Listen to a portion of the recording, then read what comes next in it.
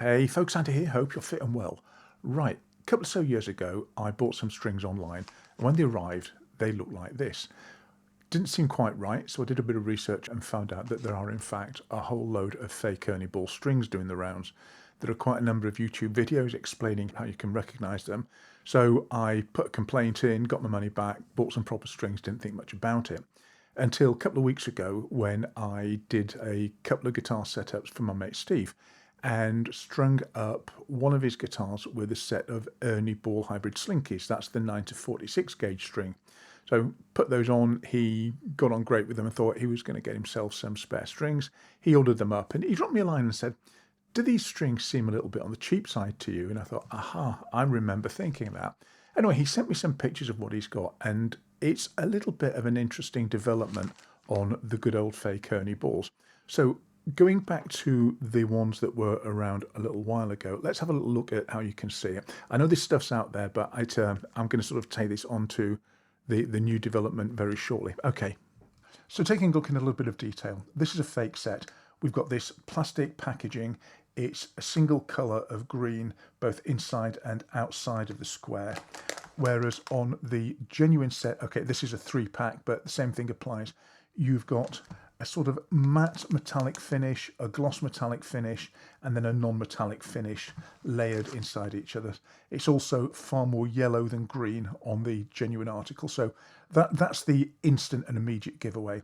Another thing to notice is that the serrations along the top where the individual packets are separated out, you can see those are quite coarse, whereas on the genuine item, they're so fine that you can barely, if at all, see them on the camera.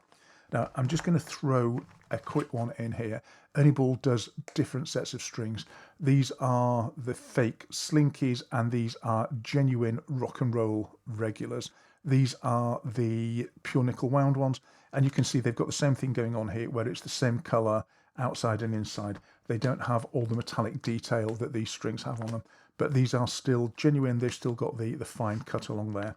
Now, if we turn the packages over, and I'm going to stick with these rock and rolls for a moment because they are the same era of packaging, whereas these are a little bit different. So when we look on the back, we've got a couple of things that stand out. The way that these packages are made is that the material is pressed together, and then I believe it's heat pressed. And where you get the heat pressing, you get a sort of checkered pattern on the flap, on the overhang there. On the fake ones, this checkered pattern is the full width of this overhang, whereas on real strings, it's just a small strip. On the real strings, you can see you've got this kind of rippling effect where the foil rooks up as it's pressed. The fake ones lie absolutely flat. On the fake ones, the barcode is partially overlaid by this flap. On the genuine ones, it's clear. There is also some discussion about how the checkering does or does not go across the rib at the top, but I can't actually really figure out consistently what that's supposed to be, so I'm not sure. But also on the fakes, the hole for the hanging tag is completely off the heat seal strip, whereas it's half on, half off on the genuine ones. So from the back or the front, you can tell the difference quite easily on these. Once you open the pack up, inside these packs, you get the Ernie Ball paper envelopes that actually have the strings in them. A couple of things to look out for here is, first of all, we have the detail. We've got the corner detail, and just in from there, there is this set of little whorls. On the real strings, this is a packet that's been sitting on my desk for a while, but you can see that those whorls are really distinctively laid in there. On the fake ones, some of them are clear, some of them are really quite poorly executed. You see the difference in the colour there, much more saturated and deeper on the real ones than on the fakes. You will also find that on some of the fake ones, the number spacing is a little bit on the wrong side. So on the 36s, for instance, you can see it, that the numbers are just too far apart. Here's an example of a real one and a fake one that you can see.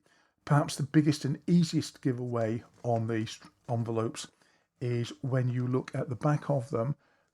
The fake ones, the seam, the bit of the flap that goes over and is glued is on the inside of the envelope, whereas on the genuine ones, if I can just get the angle right on that, the flap is glued on the outside. So the genuine ones, the flap's glued outside.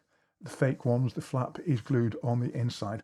And the other little giveaway that seems to be fairly consistent is that when you take the strings out of the fake ones, you see there's this much spare space at the end between the end of the envelope and the string, whereas the real ones tend to completely fill up the envelope. So another little giveaway there. Once you've actually got the string out, if you look at the ball end of it, well, first of all, the detail, the ball ends are a bit rougher and squarer on the outside on the fake ones, although best of luck getting that one off the camera. But if you look carefully, you have the point where the wind goes up to the ferrule, and on the fake ones you can see, and I'll put a different picture up here, you can see a little line of the wire which goes across that final sort of opening in the wire that the real ones do not have. So yeah, that's another giveaway once you get down to the actual string level. So there you go, this stuff's been around for a while, but here's the bit that disturbs me. This is the new fake packaging, and it looks really good. Gone is the old single colour with black print on it. This has got the metallic detail on it, it's got the different shading on it. The new fake packaging is designed so that it looks good from the front. If I was going to set up a business and try and sell you fake strings, I would use a proper pack in my pictures, in my adverts, and then I would send you the fakes. I wouldn't even have to go and buy these things. I could just grab a picture from someone else's website and send you this stuff. If you don't know any better, you'll simply accept these and get on with it.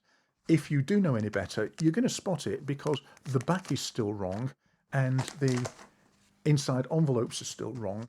The strings are still wrong.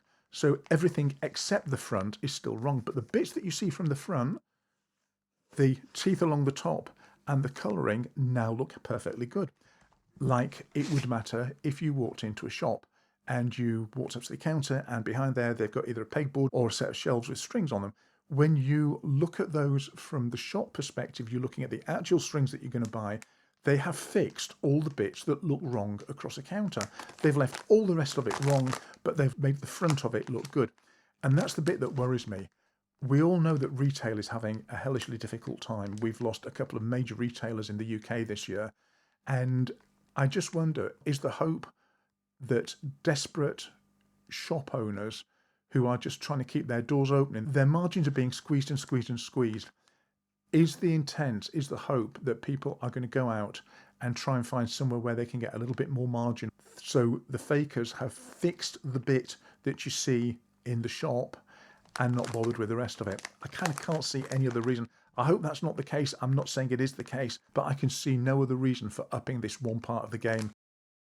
Now, I did buy a new set of strings in the new Amazon sale, and this time round, my strings came in a box. So what's that all about? When you open this box up, the strings inside actually come in these clear plastic envelopes. When you look at the back of the envelope, they've actually got the proper valid over flap, which screams genuine. And interestingly, when you look at them at the front, each one has got a product code, and each pack, this is a box of 4, each pack has got different product codes on it. So it makes me wonder if Ernie Ball are basically serial numbering their packs of strings to make it possible to check.